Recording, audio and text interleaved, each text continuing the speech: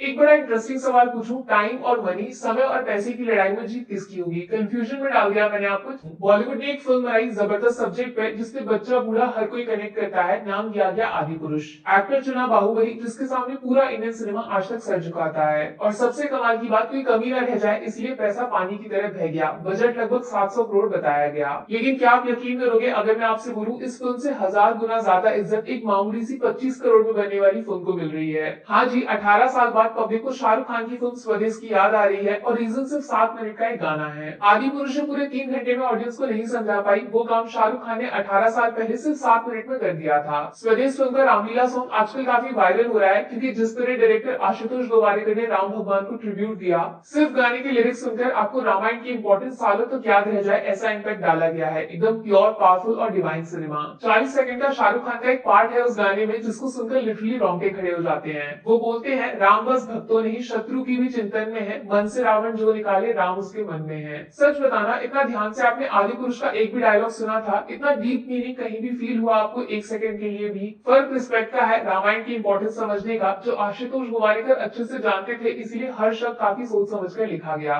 उसके सामने आदि पुरुष एक तिनका बराबर भी नहीं है। 700 करोड़ पता नहीं कहाँ चले गए, क्योंकि मुझे तो रामायण छोड़िए राम तक के दर्शन नहीं हुए। तो भैया मेरे सवाल का जवाब, जो काम 700 करोड़ नहीं कर पाए वो सिर्फ 7 मिनट में कर दिया। टाइम बढ़ा या पैसा, समझदार लोगों को पता चल गया होगा। समझदारी से याद आया, आदि पुरुष को वैसे हमने कुछ ज्यादा ही बुरा नहीं बोल दिया, क्योंकि थिएटर में ना सही लेकिन थिएटर के बाहर इसने काफी समझदारी वाले काम किए हैं। जैसे स्वदेश को खोई हुई इज्जत वापस मिल रही है, ठीक उसी तरह शाहरुख खान की एक दूसरी फिल्म, उसकी भी असली कीमत आज 2023 में पब्लिक को समझ आ रही है। रावण का नाम काफी ट्रेंड कर रहा है जब से आदि पुरुष फिल्म की धुनाई हो रही है ऑडियंस के बीच में। 2011 में एक ऐसी फिल्म बना देना जो ना सिर्फ 2023 वाले वीएफएक्स से 100 गुना बेहतर है, साथ साथ इसको बनाने का विजन वो अपने टाइम से बहुत आगे था। अब जाके एक वीडियो सामने आया है शाहरुख खान का, जिसके बाद पता चला है रावण कोई मामूली एक्शन फिल्म नहीं थी, इसका कनेक्शन रामायण से भी था।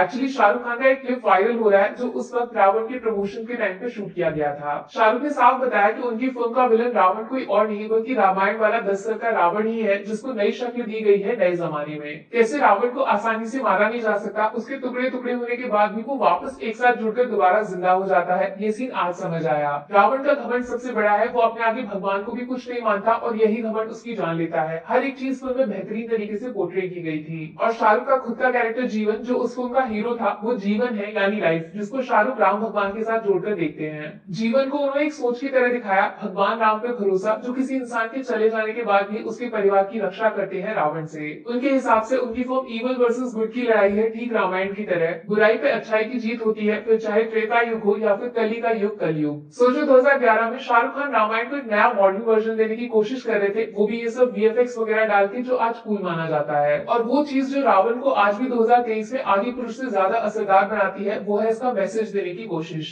रावण 2011 में भी यही बताना चाहती थी कि रावण चाहे जितना भी ताकतवर हो, जीत हमेशा राम की ही होगी, वो कमजोर नहीं थे। जबकि आदि पुरुष बॉलीवुड को हॉलीवुड बनाने के चक्कर में राम भगवान को छोड़कर रावण की कहानी पर ज्यादा फोकस डाल रही थी। जैसा मैंने पहले भी बोला, अगर कोई बच्चा आदि पुरुष देखेगा तो वो रावण के बारे में गूगल करेगा, राम जी उसको वीक लगेंगे। यही फिल्म की सबसे बड़ी हार है। वैसे आपको पता है या नहीं, शाहरुख खान का नाम एक और रिलीजन बेस्ड फिल्म के साथ जोड़ा गया है रिसेंटली। अश्वत्थामा, एक मेगा बजट फिल्म जिसका कनेक्शन महाभारत के साथ है, उसको पूरी तरह रिलॉन्च किया जा रहा है एक बड़े प्रोडक्शन हाउस की हेल्प से। और बीच में न्यूज आई थी कि शाहरुख खान को भी अप्रोच किया गया था इस फिल्म में लीड रोल प्ले करने के लिए, लेकिन तब शायद बात बनी नहीं। बट अब जब आदि पुरुष जैसी फिल्म पूरी तरह फेल साबित हुई ऑडियंस को अट्रैक्ट करने में, लेकिन एक बात पक्की हो गई, पब्लिक इंटरेस्टेड है ऐसी फिल्मों में, तो ये एकदम परफेक्ट मौका है शाहरुख खान को चौका मारने के लिए। जो काम वो 2011 में पूरा नहीं कर पाए, अब सही ढंग से खत्म हो सकता है। या तो रावण का सीक्वल बनाया जाए, जिसके ओरिजिनली प्लान्स थे शुरुआत में, लेकिन तब फिल्म को पब्लिक का ठंडा रिस्पॉन्स मिला तो पार्ट 2 कैंसिल। या फिर अश्वत्थामा जैसी सॉलिड सब्जेक्ट बेस्ड फिल्म में काम करके ऑडियंस को रिलीजन के बारे में समझाना।